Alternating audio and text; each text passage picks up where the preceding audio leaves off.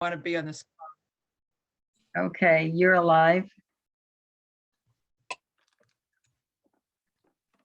Great, thank you. I'd like to welcome everyone to the P&D meeting of September 22nd. I'd like to introduce members of the City Council that are on the call. We have Councilor Jen Holgram, we have Councilor Barry Pett, and me, Val Gilman. And we see we have two folks. We have two Alana Horns. I'm multiplying. So we have Alana Horn on the call and Kylie Davis, right? Yay. And Joanne Sinos is our city clerk, and she's filling in for Sherry tonight. So we have one item on the agenda. So let me just begin by reading our blurb consistent with Chapter 20 of the Acts of 2021. This meeting will be conducted by remote participation. The public may not physically attend this meeting, but every effort will be made to allow the public to view and listen to the meeting in real time and participate when necessary. If you're calling in on a phone, you can press *9 to request to speak. If you're watching on a computer or a device, there is a raised hand button that you can tap or press to request to speak. Please use either of these options to be recognized to speak, and all votes must be made by roll call. So we have one matter that's on the agenda, which is a special event permit application, request for street closures for the Magtober Harvest Festival on October 10th, 2021. So we'll turn the meeting over to Alana and Kylie to tell P&D about this special event proposal. So Madam Chairperson, if we could just ask Kylie to rename herself here, so we, since this is a Zoom meeting, just so for the record that it's no questions. I will try to do that, but I did join under Alana's link. So if I can't do that, it's not for lack of trying. okay. Well, don't go away, because we'll take two Alana any day. So I mean, I could use another one of me. I'll be honest with you. Isn't it your husband's birthday today, if I'm not mistaken? Yesterday. Oh, okay. Something like that. Okay. So I'll give it a shot. I'll start. The Magnolia Community Farmers Market has had a really successful and wonderful year, and we decided that we wanted to have a celebration for our last day. So we decided to convert our last day into a block party versus a farmers market. I also sit on the board of the Magnolia Library, and as a board member there, I'm actively working on the campaign. We're trying to raise $75,000 to fix the side of our building. This has been a 3-4 month long campaign, and we need something big. So as a seated member of the board at the library and as an active director on the farmers market, and the farmers market being purposefully stated so that it is supposed to serve the community, we decided to make a joint effort of the situation and turn the final day, what would have been our last farmers market, into what we're calling Magtoberfest. And if it's successful, we hope that it is an ongoing venture. And we're going to have a harvest fest, and we've invited our farms to participate with all of their harvest items. Sean Nolan has a contact with an antique car club, and he has solicited 22 antique cars to show up and do an open car show on Lexington Ave. We have 3 rather big name bands that have signed on to help us celebrate all day long. We have food vendors that are officially signed up with the Board of Health to be recognized on the street. And we're bringing in a party. The Cape Ann Makers Market is also joining forces with the library, and they're going to host, I believe, 18 to 20 different crafting vendors inside the library at the same time as we're having the outdoor party, which will be timed from 11 to 5. So the road closure that we are requesting is from 10 a.m. to 6 p.m.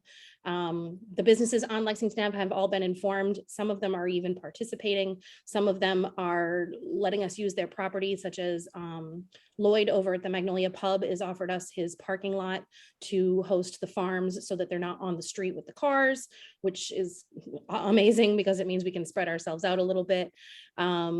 Larry at 525 has offered us his support as well, and I don't know if he's going to participate in some way on his own private, in his restaurant or not. But so far, the feedback has been really, really positive from the entire community. The road closure that we normally have for the farmer's market is from 8 a.m. to 2 p.m. So the request that we made was to cancel the farmer's market road closure and slide it up so that it would be from 10 to 6, so that we have time for setting up, open the show at 11, and then close the show at 5 and have time to sweep up and clean up and get everybody off the street by 6.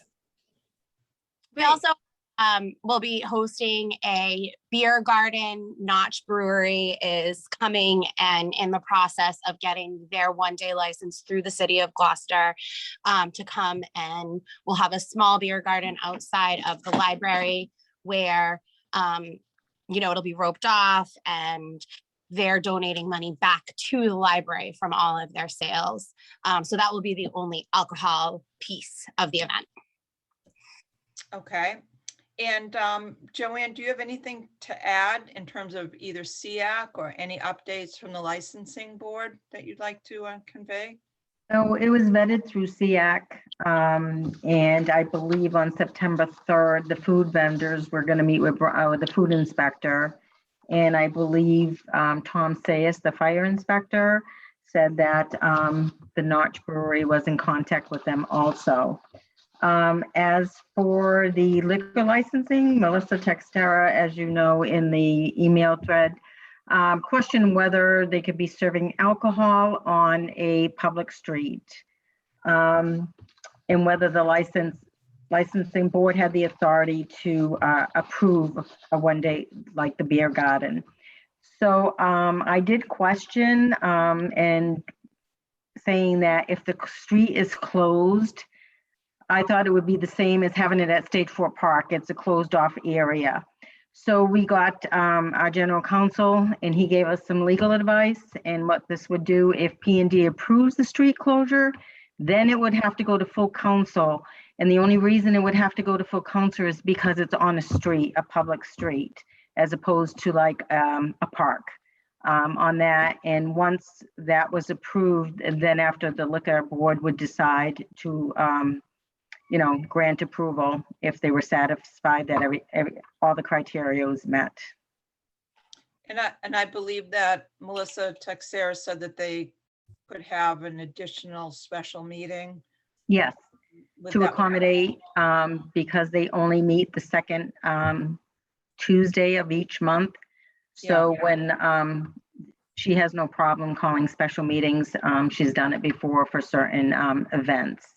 Okay. On that. So once, if the council approves full approval on Tuesday, September 28th, on your recommendation, if everybody's in agreement and it passes, I will inform Melissa that of the vote, and then she'll take it from there, and she will probably reach out to the applicants here.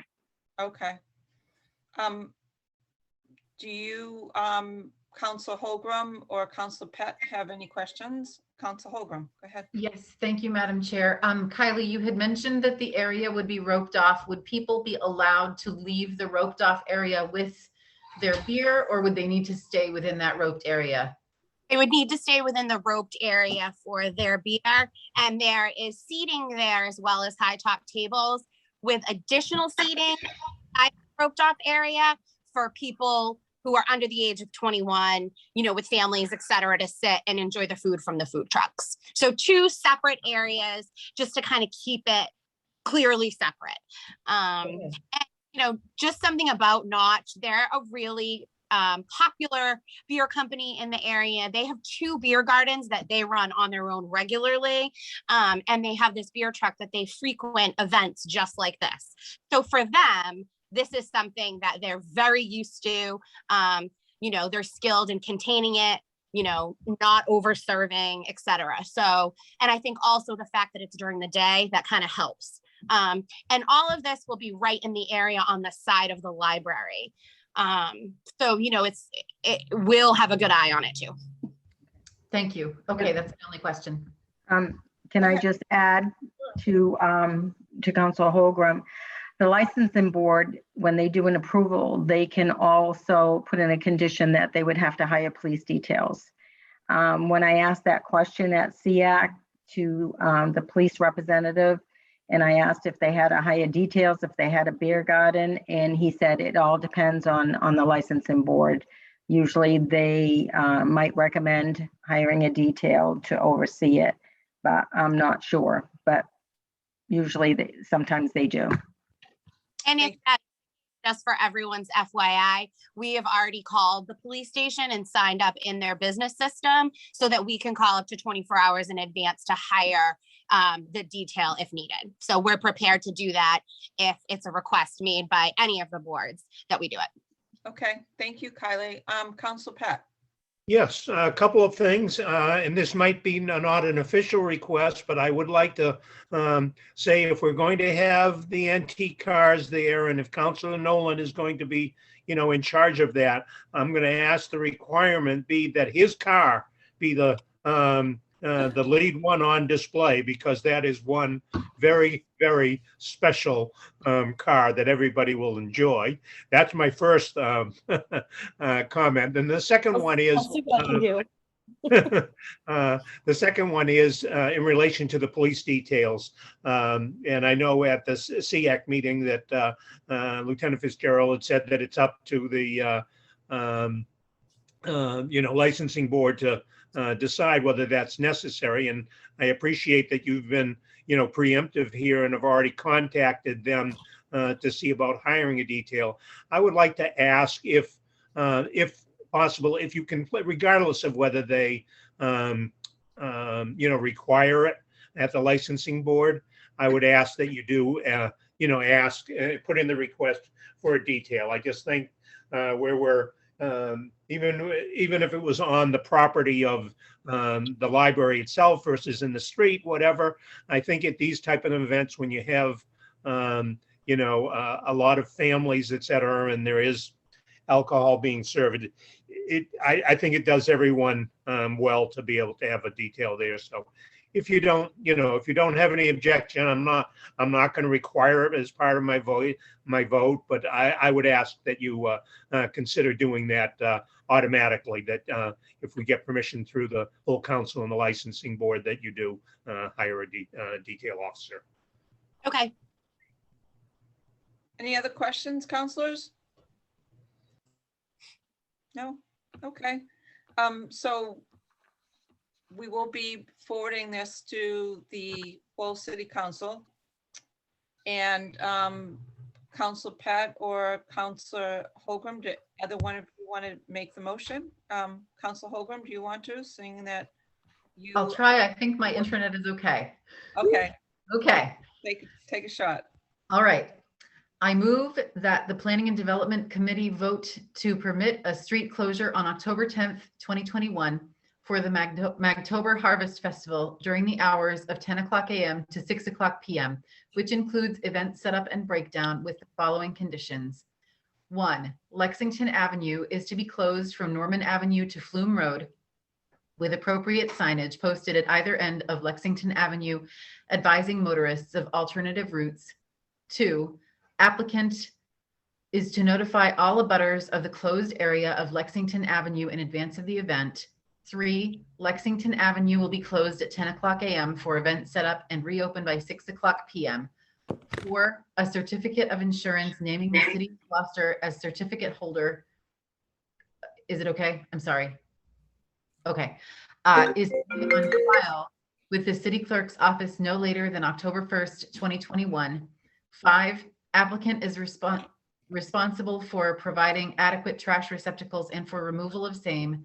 6, due to the current situation, all vendors except those excluded by state law are to obtain city vending permits from the office of the city clerk 10 days prior to the start of the event.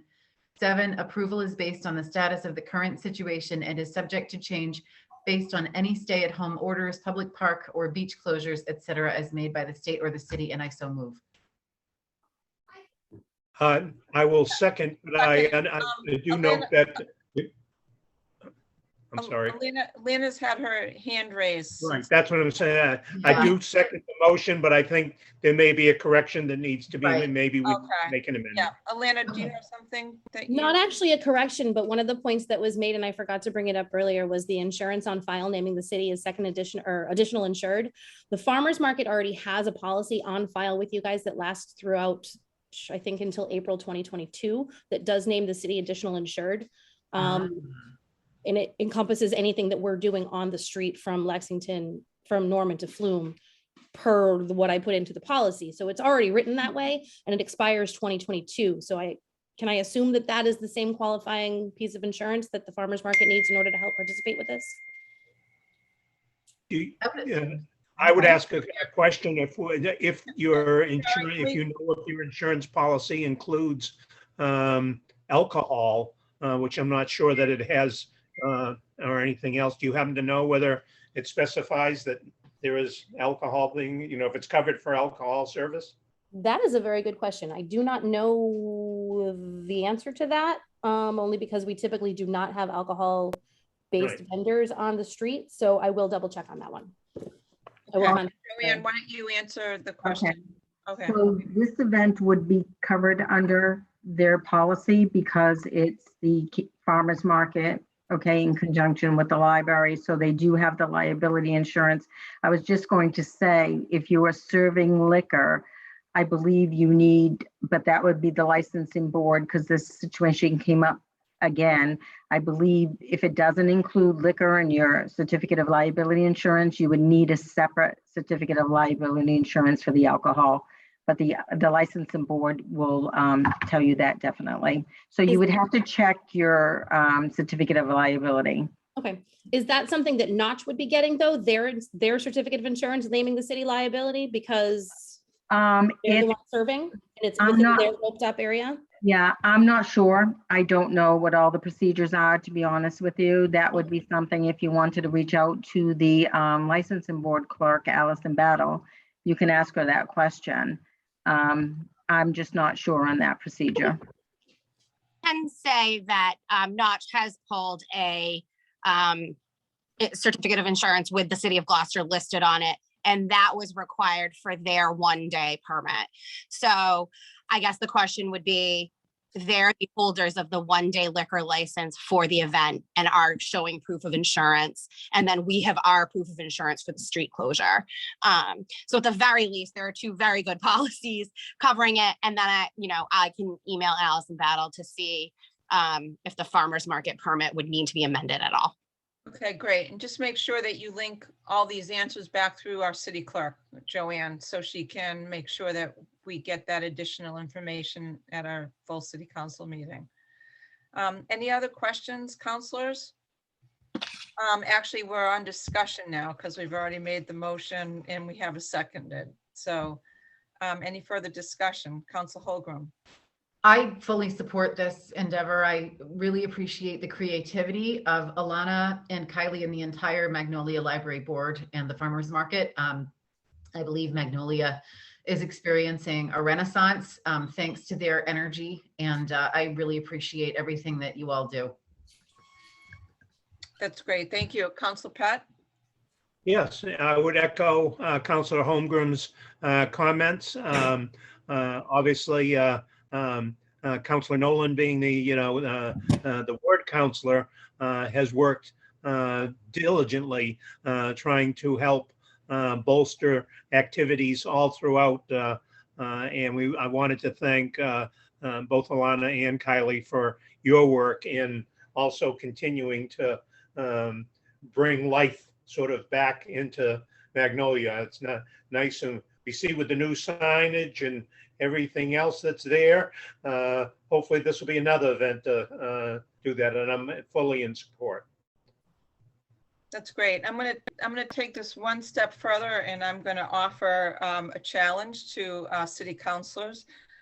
Seeing that Council Pat has requested detail, and that's going to cost money for the 501c3. I will challenge the councilors to sit in Councilor Nolan's, one of his fancy cars with Councilor Nolan and provide maybe a $20 or $25 check written to the Magnolia Library. I think that that would be pretty fun, and we can do some photo shots and try to get you all that money back in a very positive, fun way. So I don't know, Jen and Barry, you up for doing that maybe? Yeah, can we pick out what car we want to sit with him in? Oh, no, no, no. I'm sitting in Sean's car. Okay. His car, Hey, Barry. 100%, a dream machine. Can we sit in the driver's seat, or do you think he'll force Oh, us? no, he offered to let me drive it, and Oh my God. I told him I said, you know, no way. I can't imagine. It's actually, it's a gorgeous, it's just absolutely a gorgeous vehicle. I'll Yeah, just leave it at awesome. Yeah, he showed me pictures before. It's awesome. All right, so I think we're ready for the vote. So Council Holgram. You're mute. Yes, sorry. Pat, yes. Council Gilman. Yes, the yeses have it, 3 in favor, 0 opposed. Thank you, Alana. Thank you, Kylie. Thank you, Joanne. And is there a motion to adjourn? So moved. Second, Roll call vote. Council Holgram, yes, thank you all so much. Council Pat, Yes, thank you. Council Gilman. Yes. Good night, everybody. Thank you. Thank you.